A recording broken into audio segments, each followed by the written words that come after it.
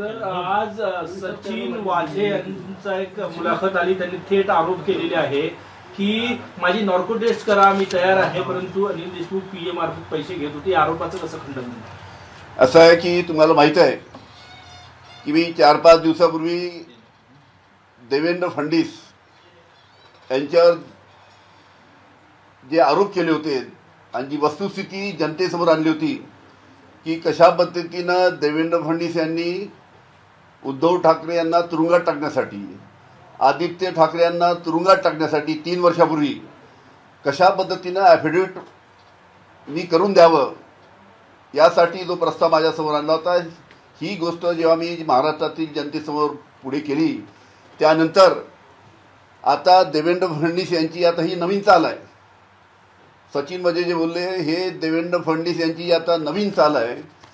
देवेंद्र फडणवीस यांना बहुतेक माहीत नाही की मुंबई हायकोर्टने, हा मुंबई हायकोर्टचा आदेश आहे, मुंबई हायकोर्टने सचिन वाझेबद्दल बोलताना हे सांगितलं आहे की सचिन वाझे हा गुन्हेगारी प्रवृत्तीचा व्यक्ती आहे.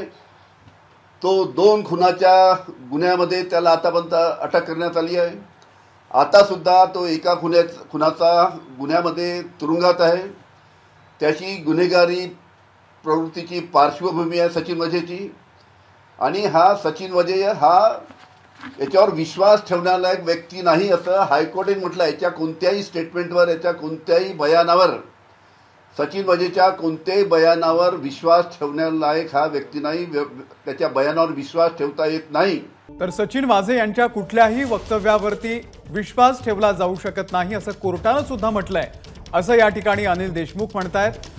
सचिन वाझे हा गुन्हेगारी प्रवृत्तीचा की मी जे आरोप लावले ते देवेंद्र फडणवीसवर, आणि म्हणून देवेंद्र फडणवीस यांनी सचिन वाझेला पकडून माझ्यावर हे आरोप लावायला सांगितले. पण हायकोर्टाचा आदेश मी परत सांगतो की हा गुन्हेगारी प्रवृत्तीचा सचिन वाझे हा व्यक्ती आहे आणि याच्या कोणत्याही बयानावर, याच्या कोणत्याही स्टेटमेंटवर विश्वास ठेवता येणार नाही असं हाईकोर्टाने म्हटलेलं आहे. मैंने 5-6 दिन पहले महाराष्ट्र के डिप्टी सीएम देवेंद्र फडणवीस, इनके ऊपर जो मैंने आरोप लगाया था कि किस प्रकार से 3 साल पहले देवेंद्र फडणवीस ने उस वक्त के मुख्यमंत्री उद्धव जी ठाकरे इनको जेल में जाना चाहिए इसके लिए प्रयास किया.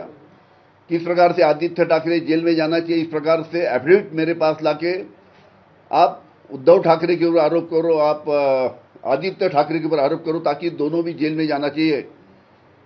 इस प्रकार से जो एफिडेविट मेरे तरफ लाया था, ये बात मैंने जब उजागर किया जनता के सामने करके, देवेंद्र फडणवीस की ये अभी नई चाल है. अभी देवेंद्र फडणवीस ने जो आज ये नई चाल खेली है कि देवेंद्र फडणवीस ने सचिन वाझे को पकड़ के, उसका इस्तेमाल करके, जो सचिन वाझे के बारे में हाईकोर्ट ने बोला है कि सचिन वाझे एक क्रिमिनल बैकग्राउंड का व्यक्ति है, गुनहगारी प्रवृत्ति की इसकी पूरी पार्श्वभूमि में बैकग्राउंड है, 2 खून के इल्जाम में उसको अरेस्ट किया गया है, आज भी वो जेल में है.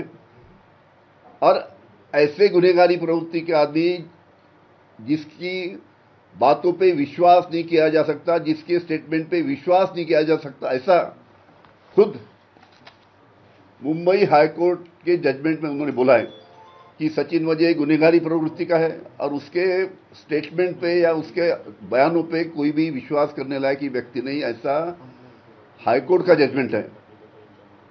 तो कम से कम देवेंद्र फडणवीस ने मेरे ऊपर आरोप लगाने के लिए यही गुनहगारी प्रवृत्ति का, ये क्रिमिनल बैकग्राउंड का व्यक्ति उसको मिला,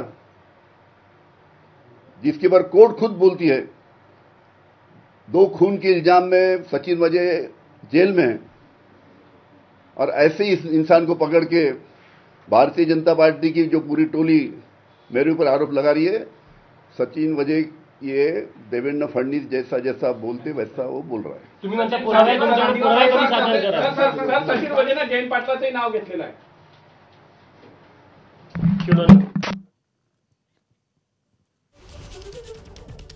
तर अनिल देशमुख यांनी पुन्हा एकदा देवेंद्र फडणवीस यांच्यावरतीच आरोप केलेले आहेत. देवेंद्र फडणवीस यांची ही नवी चाल आहे असं अनिल देशमुख यांनी म्हटलेलं आहे।